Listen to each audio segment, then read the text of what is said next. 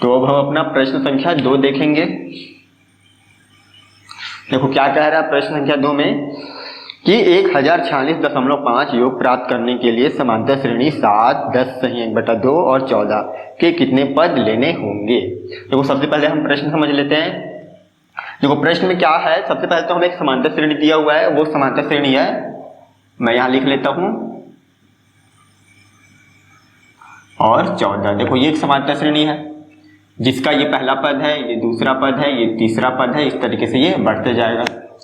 अब हमें देखो ये एक और चीज दिया हुआ है, यहाँ पे हमें दिया समांतर श्रेणी का पदों का योगफल दिया हुआ है, यहाँ पे 1046.5। अब देखो हमें पता है कि जब हम समांतर श्रेणी के पदों को जोड़ते हैं तो हमें कुछ योगफल प्राप्त होता है। तो यहाँ पे क्या है, हमें योगफल पहले से दे दिया हुआ है। तो प्रश्न में ये बोल रहा है कि हमें इस समांतर श्रेणी में 1046.5 इतना हमें योगफल चाहिए, तो हमें इस समांतर श्रेणी के कितने पदों को जोड़ना पड़ेगा। तो अब हमें यहाँ पे क्या निकालना है कि 1046.5 योगफल चाहिए, तो हमें कितने पदों को जोड़ेंगे तो हमें इतना मिलेगा। यानी कि देखो ये पहला पद है, दूसरा पद है, तीसरा पद है, तो इस तरीके से हम कितने पदों को जोड़ेंगे। तो हमें तो नहीं पता कितने पदों को जोड़ने पे हमें इतना योगफल मिलेगा। तो हम यहाँ पे क्या करते हैं, हम मान लेते हैं कि हमें कोई n पदों को जोड़ने पे हमें 1046.5 मिलेगा। हमें नहीं पता ना कि 10 पदों को जोड़ने पे मिलेगा कि 20 पदों को जोड़ने पे मिलेगा। तो हम मान लेते हैं कि n संख्याओं को, n पदों को जोड़ने पे हमें इतना योगफल मिलने वाला है। अब हमें क्या निकालना है, हमें वही पता करना है कि कितने पदों को जोड़ना है, यानी कि हमें n का मान ज्ञात करना है। ठीक, तो अब हम n का मान कैसे निकालेंगे।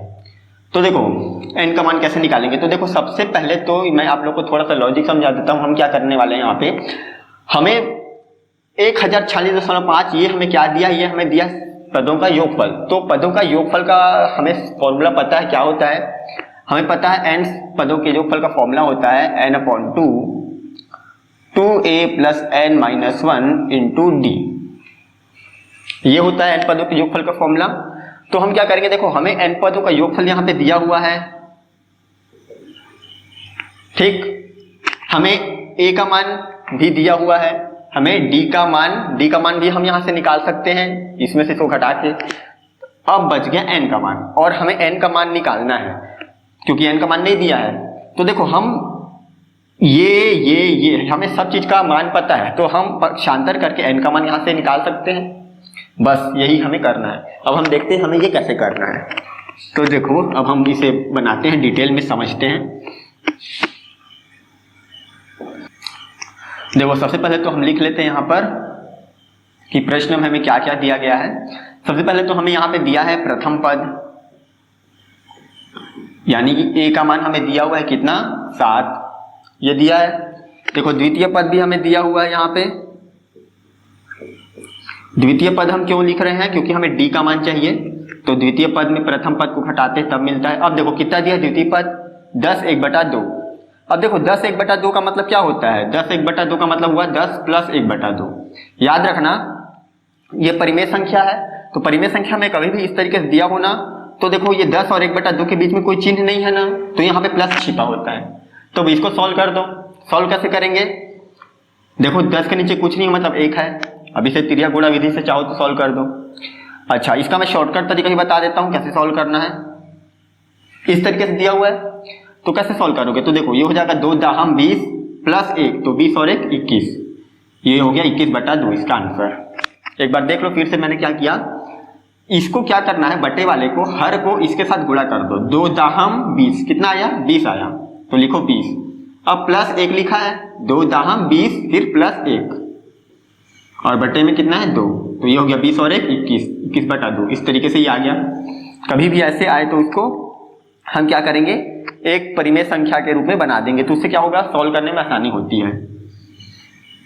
तो मैं 10/2 को क्या लिख सकता हूं, इसको मैं लिख सकता हूं 21/2। तो b का मान कितना है, 21/2, 10 दूने 20 और 1 21। अब सर्वांतर, अच्छा सर्वांतर से पहले हम लिख लेते हैं, हमें n पदों का योगफल भी दिया हुआ था, तो ये n पदों का योगफल कितना दिया था हमें, 1046.5 ये दिया था। अब देखो हमें d का मान भी चाहिए यहाँ पे, तो हम d का मान यहाँ से निकाल लेंगे।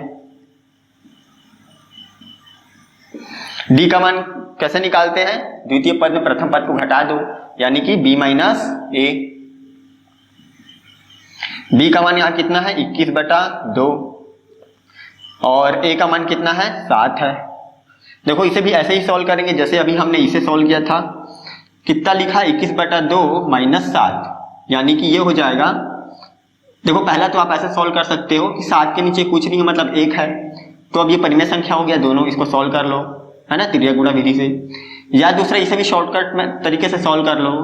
2 सत्ते 14, देखो नीचे हर का गुणा इसके साथ करना है, 2 सत्ते 14, तो ये कितना हो गया 14 बन गया, तो 21 माइनस 14 हो गया।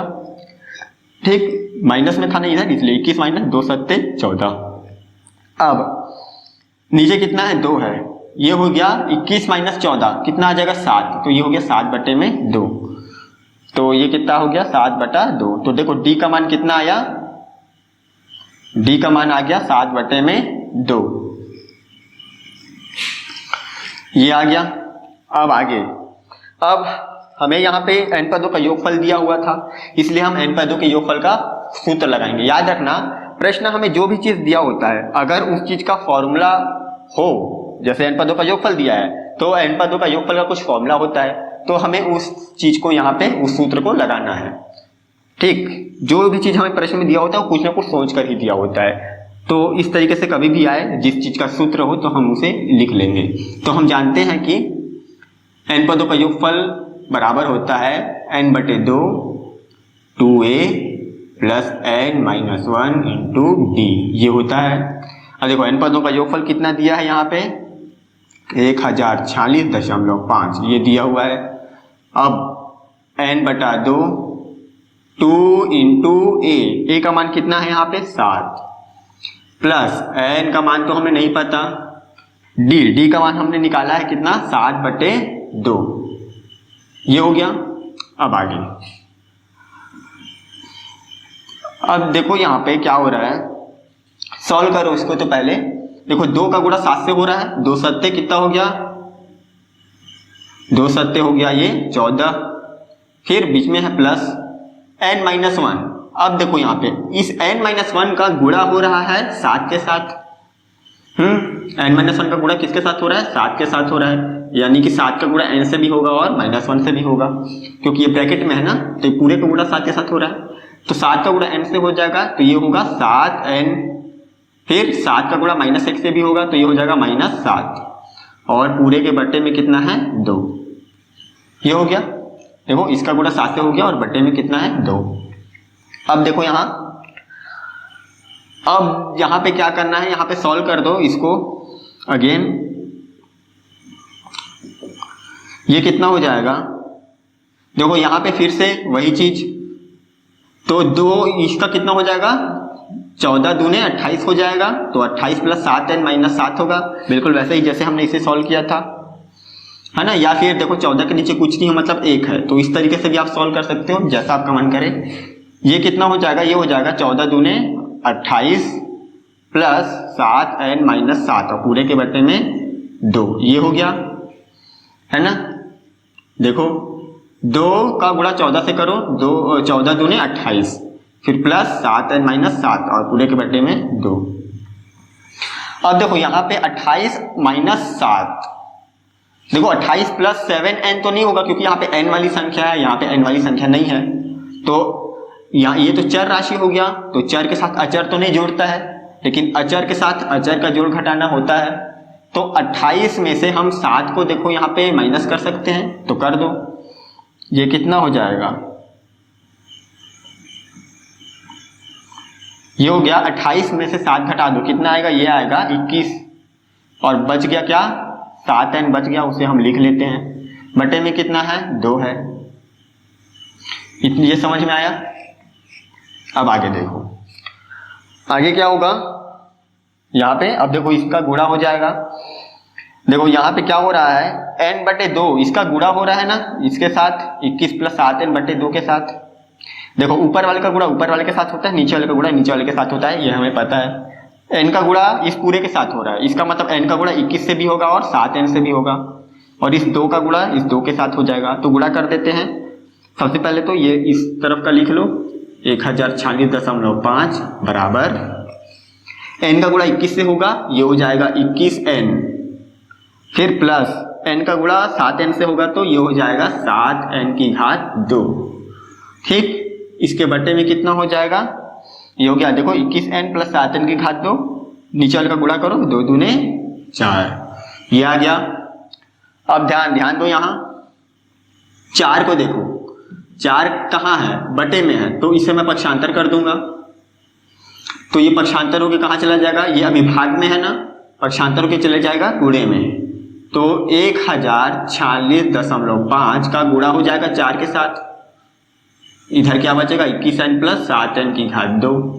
समझ में आ रहा है, देखो क्या हो रहा है, ये 4 बटे में है तो मैं इसे पक्षांतर करूंगा, तो जब कोई भी चीज बटे में हो तो पक्षांतर होके कहाँ चला जाता है, गुणे में चला जाता है। ठीक, अब देखो 1046.5 का गुणा कर दो 4 से, कितना आ जाएगा, चलो जल्दी से गुणा कर दो, ये हो जाएगा देखो 5 चौके 20, 2 बचा, 6 चौक 24, 2 26, 2 बचा है ना, 4 और कितना, 4 चौक 16, 18 और 4, यहाँ पे दशमलव लगेगा, क्योंकि देखो यहाँ दशमलव के बाद एक संख्या है, तो यहाँ भी दशमलव के बाद एक संख्या होगी, तो ये आ गया 4186।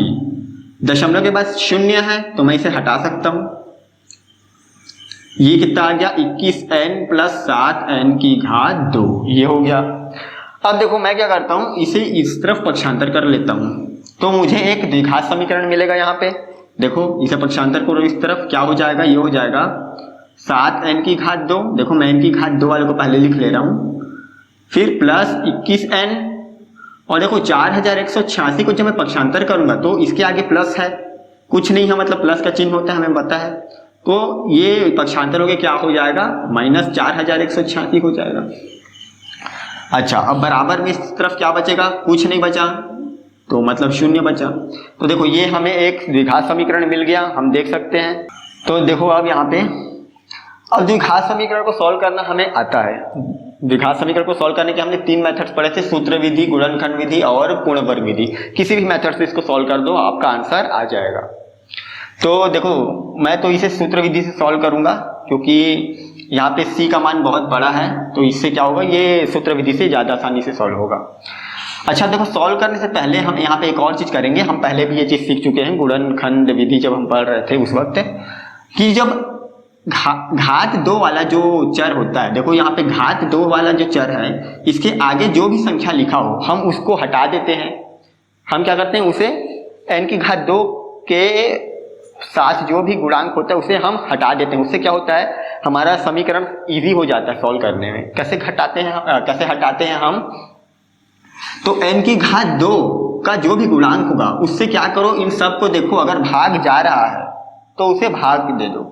जब मैं इसे कटा दूंगा तो ये आ जाएगा हमारा n की घात 2, ये 7 एकम 7, ये 7 तिया 21 हो गया, और ये कितना आया था 598, इतने आया था ना, 7 मिया 63 और 7 8 56, हाँ ये आ गया। तो देखो ये आसान हो गया, पहले इतना बड़ी बड़ी संख्याएं थी, अब वो छोटी हो गई। तो इस तरीके से करना कभी भी जब ऐसा आए तो। अब आगे इसे हम सॉल्व कर देते हैं।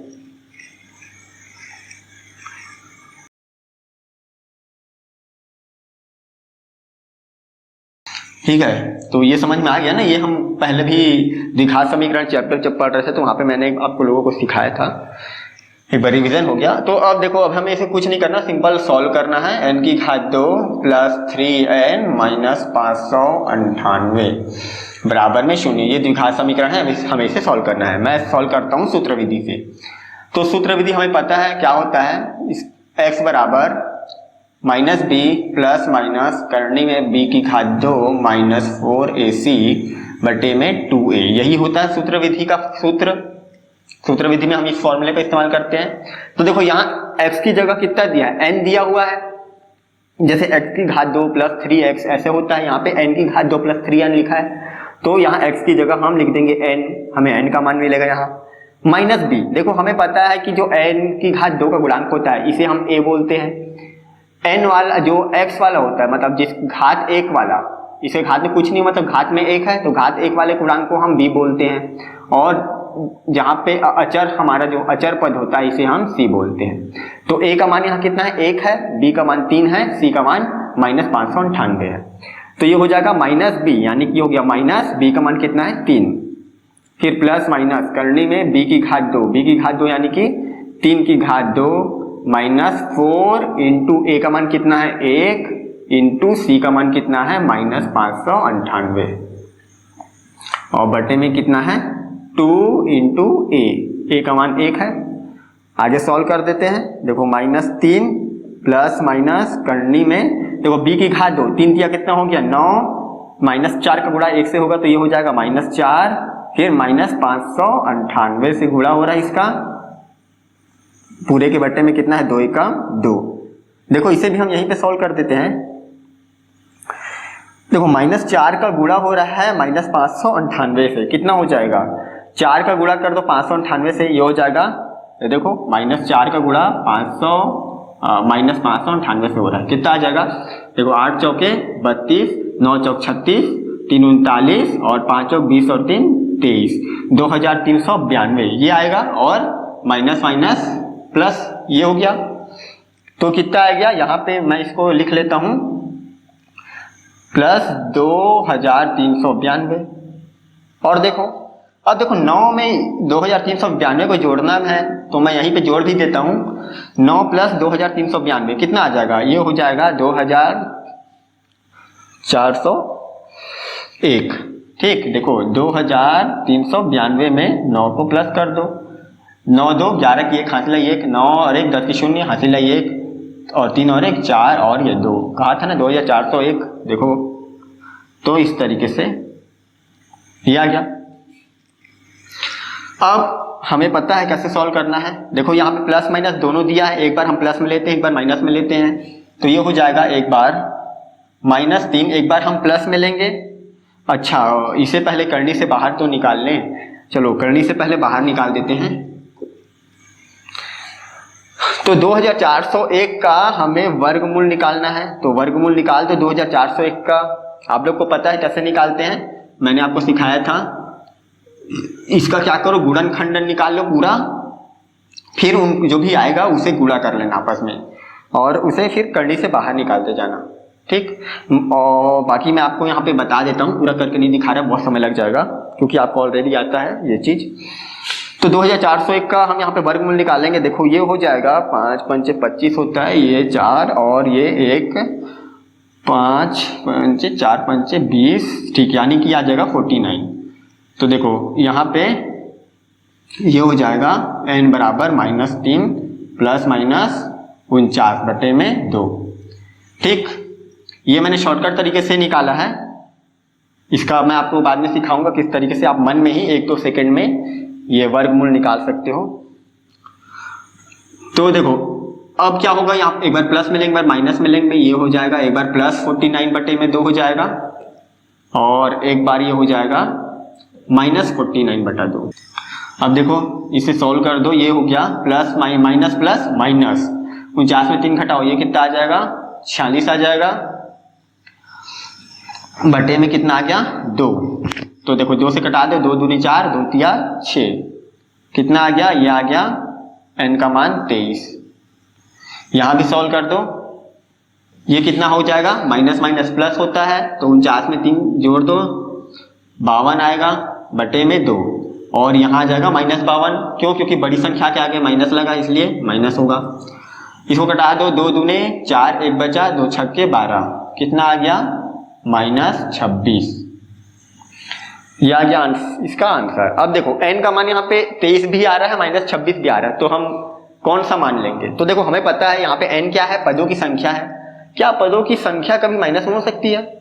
मैं आपको किसी चीज को गिनने के लिए कहूंगा, मैं कहूंगा यहाँ पे कुछ सेब रखे हुए हैं, तो क्या सेब की संख्या कभी माइनस में हो सकती है, नहीं हो सकता। कोई भी चीज माइनस में गिनेंगे तो नहीं होगा, तो ये तो अमान्य हो जाएगा क्योंकि पदों की संख्या कभी माइनस में नहीं हो सकती। तो यहाँ पे लिख देना आप कि पदों की संख्या कभी भी ऋणात्मक नहीं हो सकती, अतः n बराबर -26 क्या होगा, अस्वीकार होगा या अमान्य होगा। तो हमारा आंसर क्या होगा, n बराबर 23, ये हो गया हमारा आंसर। इस तरीके से इसे सॉल्व करना है। देखो तो आगे हम अपना तीसरा प्रश्न देखेंगे। तो तीसरा प्रश्न दिया है समांतर श्रेणी 24, 21 और 18 के कितने पद लिए जाएं ताकि उनका योगफल कितना हो जाए, 78 हो जाए। देखो यहाँ पे सबसे पहले तो समांतर श्रेणी दिया हुआ है, यहाँ पे मैं लिख लेता हूँ 24, 21, 18, ये हमें समांतर श्रेणी दिया हुआ है और हमें n पदों का योगफल दिया हुआ है 78। अब देखो जैसे हमने इससे पहले वाला अभी दूसरा प्रश्न बनाया, सेम टू सेम ये भी वही चीज है। वहां पे हमें कितना दिया था, 1046.5 दिया था योगफल, यहाँ पे हमें दिया है 78। यहाँ पे क्या बोला है कि हमें इस समांतर श्रेणी में योगफल चाहिए 78, तो हमें कितने पदों को जोड़ना पड़ेगा।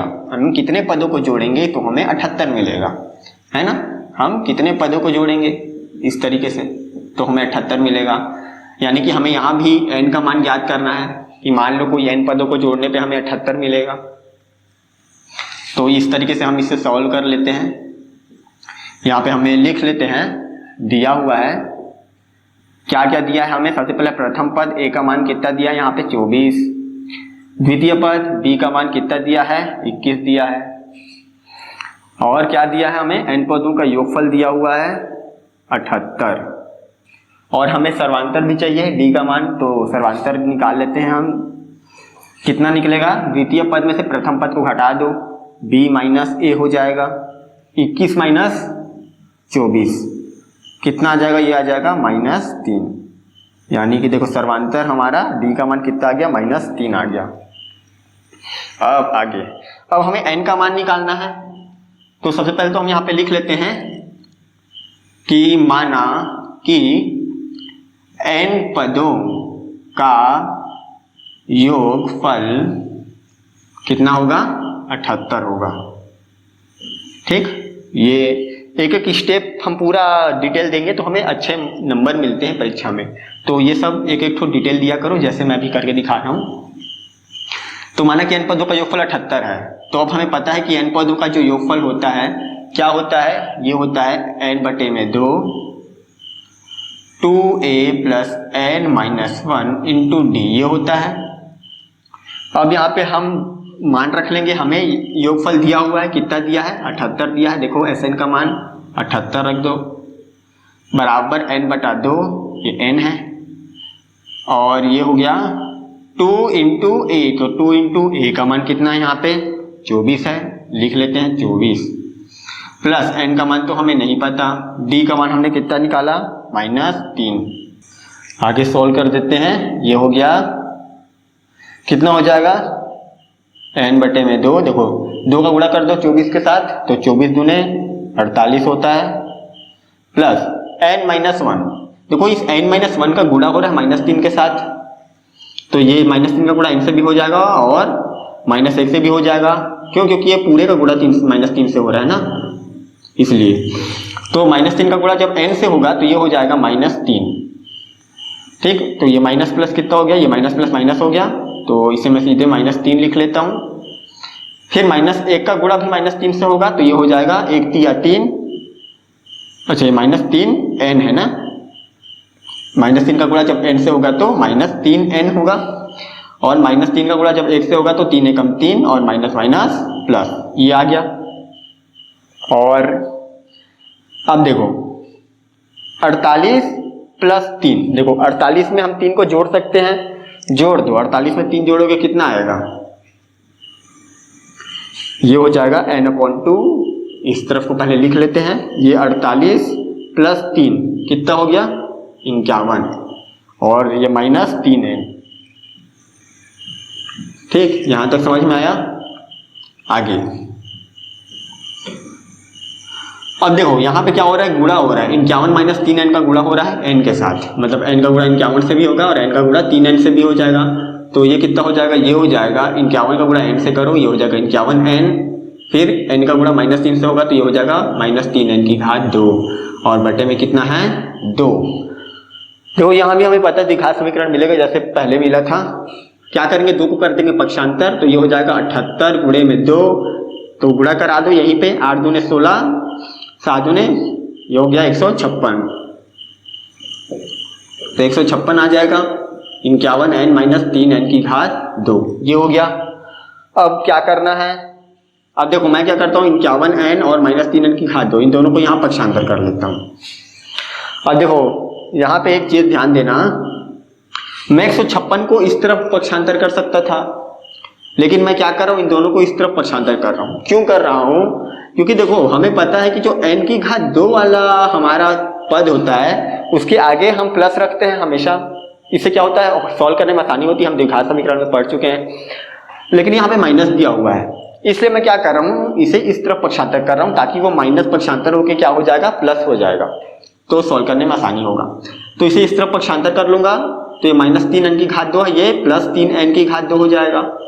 ये 51n प्लस में है, ये माइनस 51n हो जाएगा, और इस बचा यहाँ पे 156, बराबर में क्या बचेगा, इधर कुछ नहीं बचा यानी शून्य बचा। देखो द्विघात समीकरण आया ना।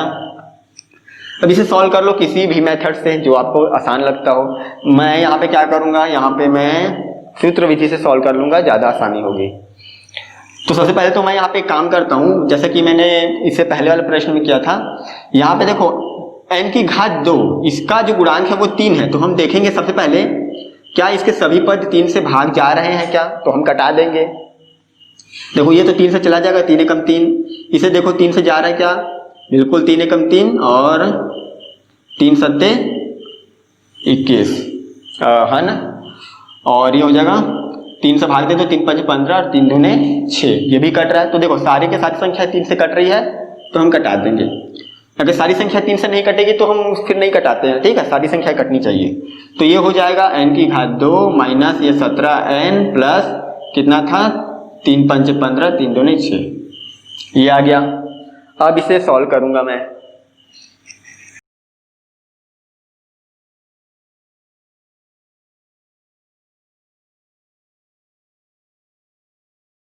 देखो मैं एक काम करता हूं, यहाँ पे गुणनखंड विधि से सॉल्व कर देता हूं। मुझे सीधे सीधे यहाँ पे दिख रहा है 13 चौक 52 होता है। आपको पता है गुणनखंड विधि से किस तरीके से सॉल्व किया जाता है, नहीं आता तो जाकर पहले उसे देख लो, मैंने ऑलरेडी उसे सिखाया हुआ है। तो ये गुणनखंड विधि से मुझे दिख रहा है, आसानी से सॉल्व हो सकता है। चाहो तो सूत्र विधि से भी सॉल्व कर सकते हैं यहाँ पे, लेकिन मैं गुणनखंड विधि से सॉल्व करता हूँ। इसी के आगे सॉल्व करता हूँ। देखो ये हो जाएगा, देखो मैं यहाँ बता देता हूँ, 13 चौके 52 होता है और 13 में 4 जोड़ोगे तो 17 आ जाएगा। तो इसे मैं लिख सकता हूँ n की घात 2 minus 13n minus 4n plus 52 बराबर में 0। अगर मैं इसे सॉल्व करता ना यहाँ पे, तो मैं जरूर सूत्र विधि से सॉल्व करता, लेकिन देखो मैं देख सकता हूँ इसे कटाने के बाद ये छोटा हो गया, तो ये आसानी से गुणनखंड विधि से सॉल्व हो सकता है। तो n को कॉमन ले लेता हूँ, अंदर हो जाएगा n माइनस 13, यहाँ भी n माइनस 13 ही आएगा, तो बचा क्या, माइनस 4 है ना। ये सब हम देख चुके हैं ऑलरेडी कैसे बनाया जाता है। ये आएगा n माइनस 13 n माइनस 4 बराबर 0। तो n का मान यहाँ पे 13 आ रहा है और n का मान यहाँ पे 4 आ रहा है। तो ध्यान दो, n का मान यहाँ पे 13 भी है, n का मान 4 भी है, तो हम कौन सा मान लेंगे। अब देखो क्या पदों की संख्या 13 हो सकती है प्लस 13 है, हाँ बिल्कुल हो सकता है। क्या n का मान प्लस 4 हो सकता है, बिल्कुल हो सकता है, ये भी हो सकता है। तो क्या आएगा आंसर, तो आंसर आएगा दोनों। n का मान यहाँ पे 13 भी है और 4 भी है, यानी कि अगर हम इस समांतर श्रेणी के 13 पदों को जोड़ेंगे तो हमें 78 मिलेगा, और हम 4 पदों को जोड़ेंगे तो भी हमें 78 मिलेगा। आप चाहो तो करके देख सकते हो, निकाल के देख सकते हो। n पदों का योगफल, 13 पदों का योगफल निकाल लो और 4 पदों का योगफल निकाल लो, देखना 78 आएगा। अच्छा, आप यहाँ पे सोच रहे होंगे कि जब मैं 4 पदों को जोड़ूंगा तो चलो 78 आएगा, लेकिन जब मैं 13 पदों को जोड़ूंगा तो मुझे ज्यादा मिलना चाहिए, ऐसा सोच रहे होगे। तो बिल्कुल सही सोच रहे हो, लेकिन होगा क्या यहाँ पे, हम यहाँ पे देखो देख सकते हैं ऐसा क्यों हो रहा है कि हमें दोनों पदों को जोड़ने पे, 13 पदों को जोड़ने पे हमें 78 क्यों मिल रहा है, हमें ज्यादा क्यों नहीं मिल रहा। क्योंकि डी का मान यहाँ पे कितना आया था, -3 आया था। तो हम यहाँ पे देख सकते हैं जो पदों की संख्या है वो लगातार कम हो रहा है, 3-3 कम होते जा रहा है। तो यहाँ पे एक समय आएगा जब n का मान, जो पदों का जो मान है वो माइनस में आने लगेगा। तो जब वो माइनस में आने लगेगा तो वो दोबारा से जब हम उनका योग करेंगे तो वो घटने लगेगा, इसीलिए वहां पे क्या होगा, उसका आंसर 13वें पद पे भी 78 होगा, क्योंकि एक पॉइंट पे आने के बाद वो उसका मान कम होते जाएगा जैसे ही माइनस वाले पद शुरू हो जाएंगे। तो आप चाहो तो करके देख भी सकते हो, मैंने बता दिया कैसे करना है।